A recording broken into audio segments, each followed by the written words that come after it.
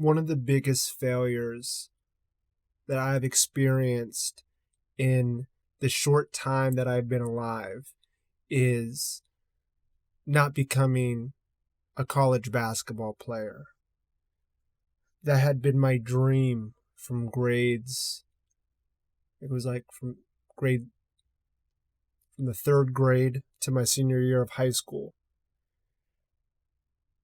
So if I can do math right, about 9 years, close to a decade of identifying myself as a basketball player, came to an abrupt halt the beginning of my senior year, where I realized I had no opportunity to move forward and play in college.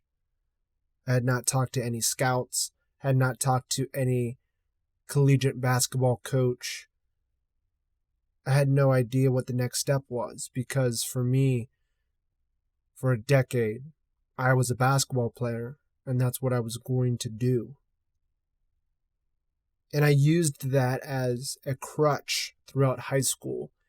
Whenever I had a book report due or a test that I had failed, I always rationalized the lack of effort that I put into my education with the idea of, I'm going to college to play basketball, not to get good grades.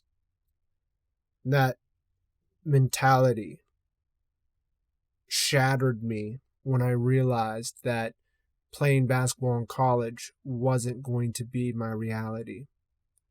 I can remember my senior year realizing that I had 4 or 5 months left as a high schooler, and then I'd be released into the wild as an adult and expected to figure it out on my own. That realization was overwhelming to me, and I can remember being in the shower crying, tears of anxiety and fear of the future, and then also just disdain for my failure as a basketball player, which was completely and solely on me. I didn't work as hard as I needed to, not only as an athlete, but also as a student. I didn't eat properly. I didn't stretch properly. I didn't train properly. I didn't network in a way that was best suited for me to go to the next level. And as a result, I didn't.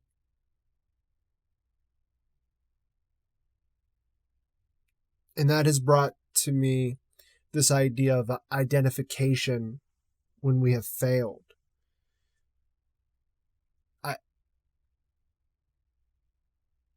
I look at things of what's the best way to proceed given the recent facts, and realizing that I wasn't going to achieve what I sought out to achieve.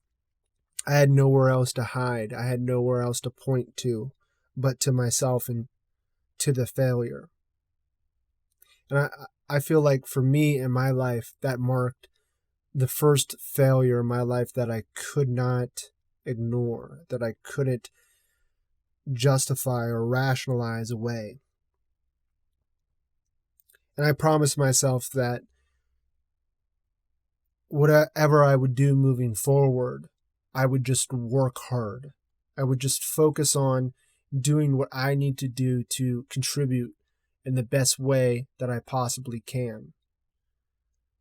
And I carried that into my job as a busboy, my time as a laborer at an aluminum factory, my time as an office administrator at an insurance agency. In each step of the way moving forward, I didn't focus on air quote success as much as I focused on being able to show up and being able to contribute, and understanding that I would fail along the way. And that's what this podcast is about. This podcast is about failure. And I feel that there's a lot of opportunity in our culture to learn how to deal with temporary failure, to teach not only younger generations, but to teach ourselves how to fail better and to get better as a result. There's a book that I read in college called Fail, Fail Again, Fail Better by Pema Chodron. I highly suggest that you pick it up. But the idea of this book is summed up in this quote that I pulled from it, where Pema says, fail better. In other words, you are able to work with the feeling of failure instead of shoving it under the rug, blaming it on somebody else, and coming up with a negative self-image. And that's, to me, what our culture does as a default mechanism when we come across the big F in red letters circled on the test when we didn't do a good job. We avoid it, or we shift responsibility, or we look at ourselves and we beat ourselves up over it in a way that is concrete, instead of looking at ourselves and looking at our progress as a journey, as a marathon, as something that's fluid and dynamic and able to shift and morph over time. But what is productive about that? And who is making the decision to think one way or the other? And it's not about being dishonest with yourself and talking yourself up in a way that doesn't really make sense. It's more so of choosing how you're going to relate to whatever failure you came across. And to me, what I've realized in the failures that I've come across, those failures are my life's greatest lessons. The missing of the opportunity to go play college basketball, the missing of numerous opportunities to contribute and to build relationships and to potentially build clientele. All of those failures are polarizing when you're paying attention. They rise to the surface and you realize what you need to work on. And that's why I believe that failure can bring the best out of human abilities, but we have to be able to be aware enough and mature enough to take those lessons as they are and to use them as fuel in a way that propels things forward, and not as fuel to ignite energy that is more destructive than it is good. And for me, what's benefited me when it comes to failing is understanding where that failure falls on my timeline to where I'm going. And I haven't been able to articulate or refine where I'm going, or where I have been going, until I wrote it down and I fleshed it out. And I wrote where I came from, where I'm at now, and where I would like to go moving forward. The act of getting that out of my head and putting it into paper made it more concrete. And I hesitate to use the word concrete because where I'm going is constantly shifting and shaping as a result of the information that I come across as I move forward. And that information is failure. It's the failures along the way that allow me to go look at what I had put down as my path and adjust accordingly.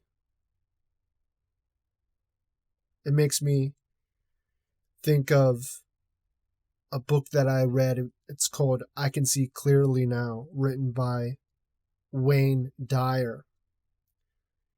And he says, when we stay on purpose and steadfastly refuse to be discouraged, accepting our fears and doing it anyways, those seemingly dormant forces do come alive and show us that we are greater people than we ever dreamed ourselves to be.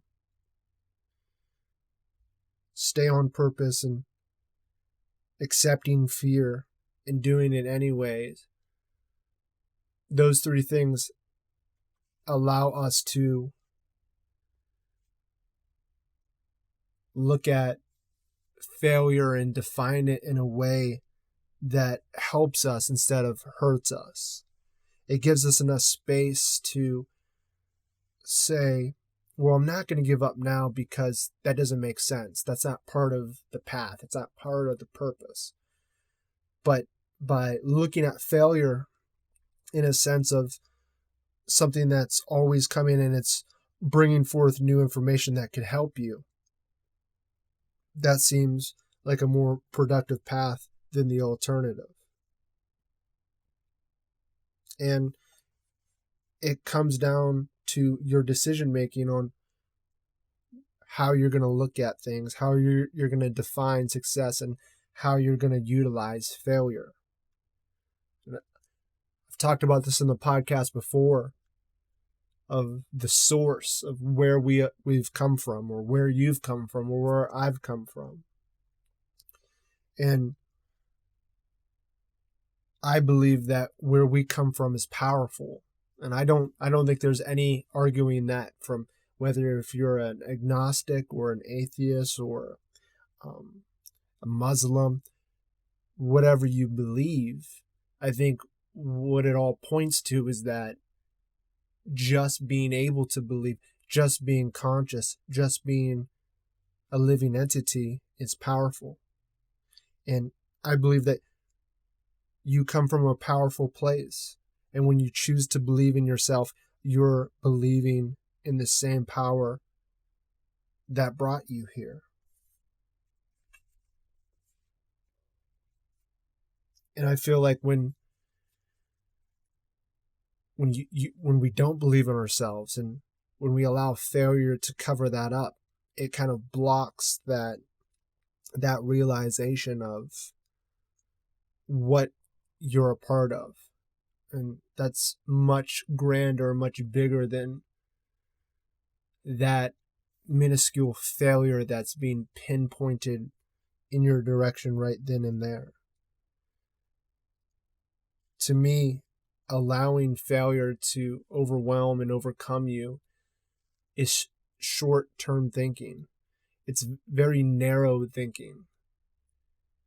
To me, one of the things that I've practiced as of late is when I'm feeling like a failure and I'm feeling down about the way things are going or not going the way that I had expected, I always think about love and the people that care about me, that love about me, that love me in spite of all the reasons they have not to love me.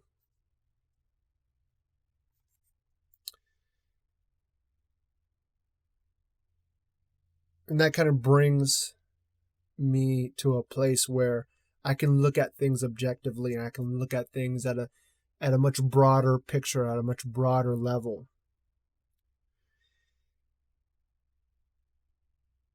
And to me, when you look at things from that perspective, it allows you to realize that you're being selfish when you start to beat yourself up and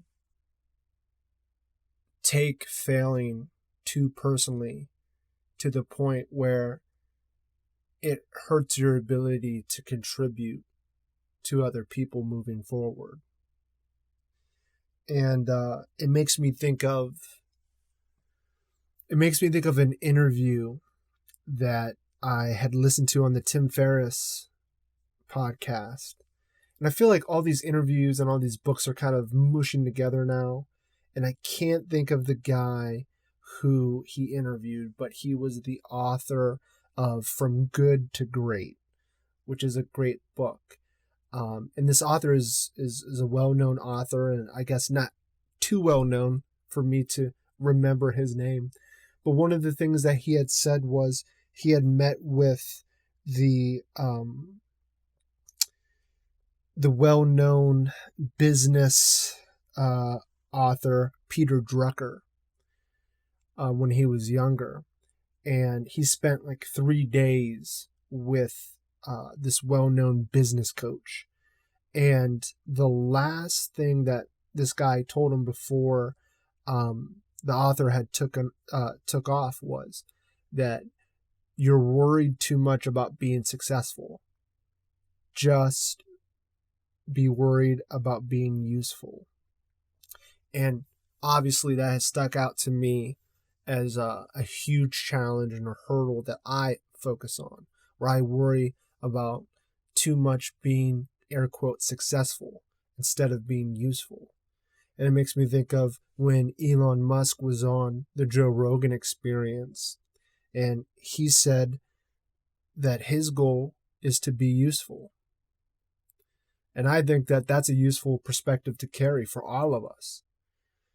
It's not so much moving up the hierarchy as it is contributing that is a more wholesome way to define success.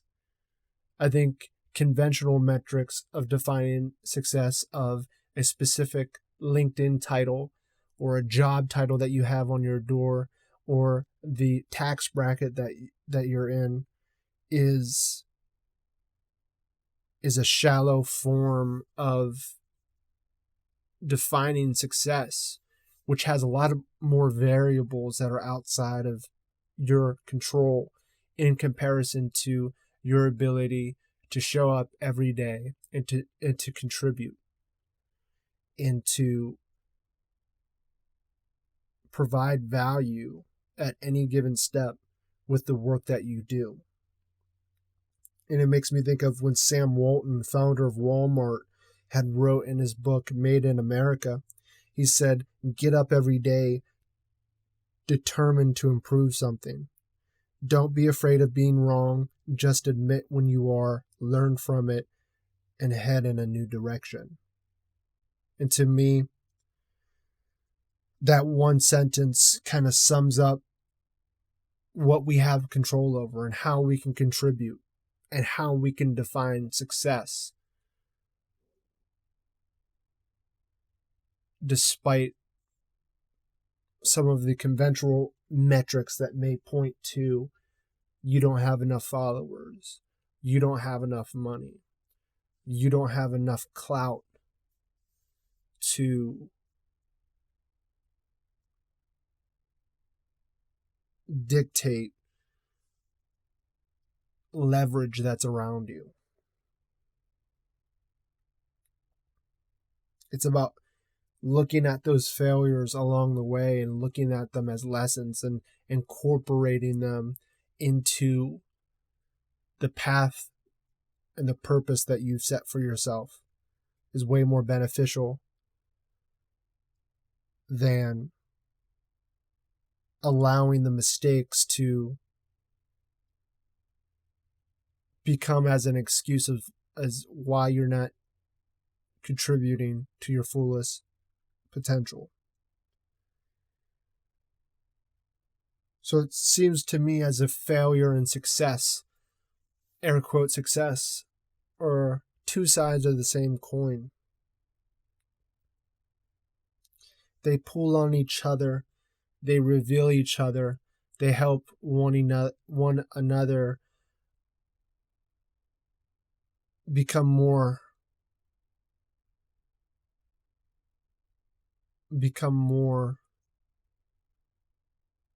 relevant and aware in your life. And going back to Peter Drucker, the author that I spoke about a few moments ago, he said in his book on managing oneself. Wherever there's success, there has to be failure. And then it is vitally important for the individual, and equally for the individual's family, to have an area which he or she can contribute and make a difference and be somebody.